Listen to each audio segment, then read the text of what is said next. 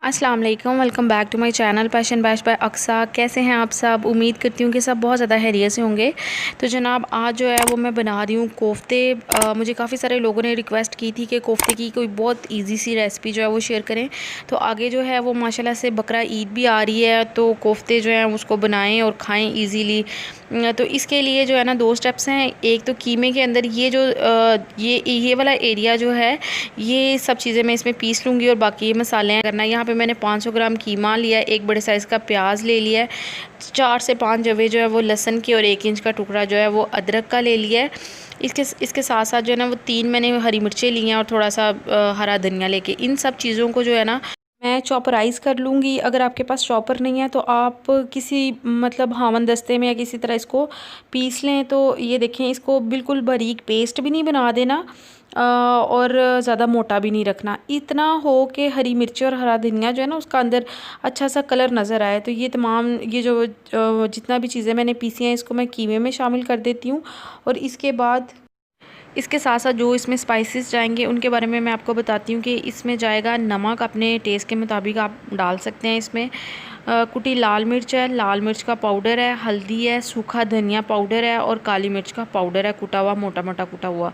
इन तमाम मसालों की वजह से कीमे में बहुत ही अच्छा टेस्ट आएगा। हमने इसमें 2-3 तरह की मिर्चें शामिल की हैं। इसके साथ ही मैं इसमें 1 अदद जो है वो अंडा शामिल कर दूँगी। ये पूरा 1 अदद जो है ना वो अंडा आधा किलो कीमे में। और इसके साथ ही मैं इसमें 3 टेबलस्पून के जितने जो है ना वो बेसन शामिल करूँगी। इसकी वजह से क्या होगा कि कबाब जो है कोफ्ते जो हैं वो टूटेंगे नहीं। तो ये सब चीज़ें शामिल करने के बाद हैंड जो है ना वो अच्छी तरह से एक दफ़ा वॉश कर लें। और उसके बाद जो कीमा जो है ना वो बहुत अच्छी तरह से मिक्स करना है, ऐसे जिस तरह हम आटा गूँथते हैं। जितना अच्छा मिक्स करेंगे उतना अच्छा टेस्ट आएगा।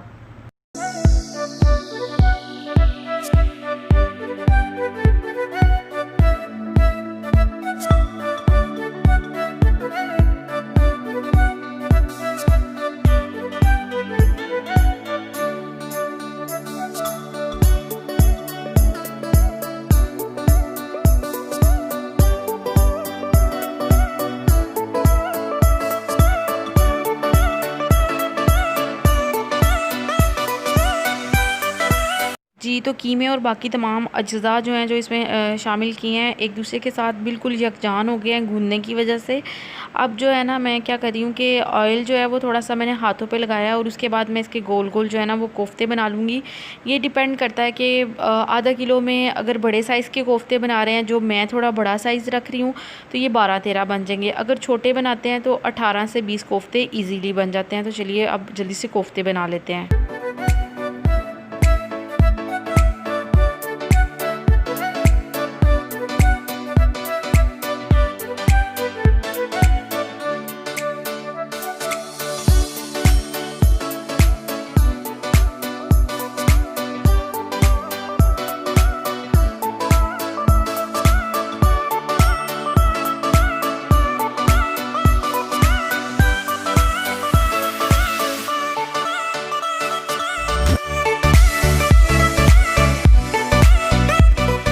जी, तो अल्हम्दुलिल्लाह से कोफ्ते जो हैं वो हमारे बड़े अच्छे से रेडी हो चुके हैं। जैसे आगे बड़ी ईद आ रही है तो उसमें 2-3 किलो कीमा भी चाहे पिसवा के इस तरह से अगर कोफ्ते बना के रख लिए जाएँ तो सालन बनाना फिर कोई मुश्किल काम नहीं रहता, फिर झटपट से जो है ना वो सालन बन जाता है।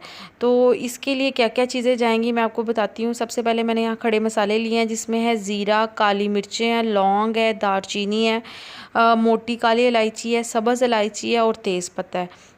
ये वाले मसाले सालन की जान है, इसकी वजह से बहुत ही ज़्यादा अच्छी खुशबू आएगी पूरे सालन में। मैंने इसके साथ ले लिया 1 बड़े साइज़ का प्याज, जिसको मैंने मोटा मोटा काट लिया। अगर आपके पास छोटे हैं तो 2 अदद ले लें। 1 टेबलस्पून लहसुन है, 1 टेबलस्पून ही अदरक है, जिसको मैंने रफली चॉप कर लिया है।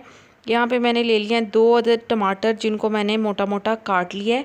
इसके साथ साथ मैं इसमें शामिल कर रही हूँ 2 से 3 हरी मिर्ची। ये आपके टेस्ट पे डिपेंड करता है, अगर आपको ज़्यादा तीखा पसंद है तो ज़्यादा शामिल कर लें। उसके बाद इसमें कुटी लाल मिर्च है, लाल मिर्च का पाउडर है, हल्दी है और नमक है। ये तमाम मसाले इसमें जाएंगे। इसके साथ साथ इसमें जाएगा 1 कप ऑयल, जो पहले शुरू में मैं आधा यूज़ करूँगी और आधा जो है वो मैं बाद में यूज़ करूँगी। और ज़ाहिर सी बात है कोफ्ते जो हैं वो तो कोफ्ते तो जाएंगे ही। तो चलिए जी शुरू करते हैं रेसिपी, और मैं आपको बताती हूँ कि ये तमाम चीज़ों को किस किस तरीके से यूज़ करना है और किस तरह से हमें कोफ्तों का सालन बनाना है। सबसे पहले एक कढ़ाई में मैंने ऑयल शामिल कर लिया, आधा कप ऑयल शामिल करके। तो इसमें जो है ना जितने भी कोफ्ते हैं उनको ना अच्छा सा लाइट गोल्डन होने तक फ्राई कर लेंगे, और ऑयल जो है ना वो हल्का सा गर्म हो, ज़्यादा गर्म ना हो, और सारे कोफ्ते शामिल करके फ्राई कर लेते हैं।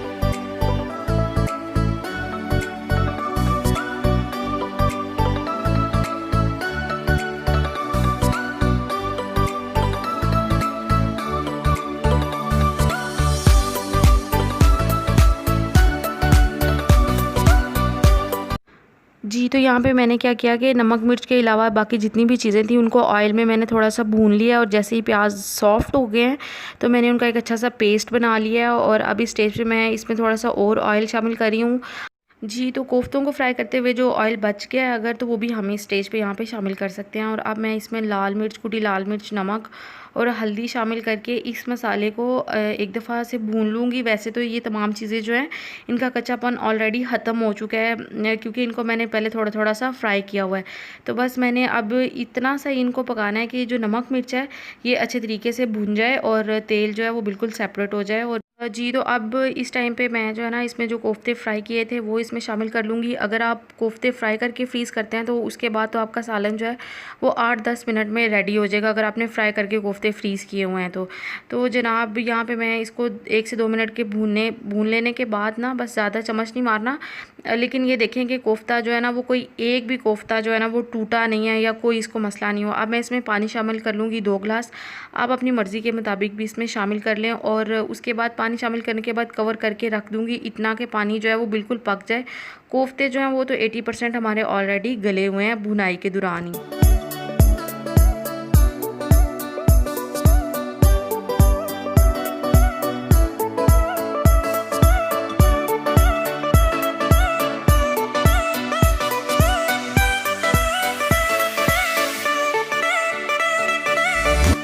जी, तो शोरबे में ना बहुत अच्छे से बॉयल आ रहे हैं। बस ये हमारा सालन बेहतरीन किस्म का जो है वो हो चुका है रेडी। अब मैं इसका कवर उठा के देखती हूँ और इसमें हरा धनिया और हरी मिर्चों से गार्निश करूँगी।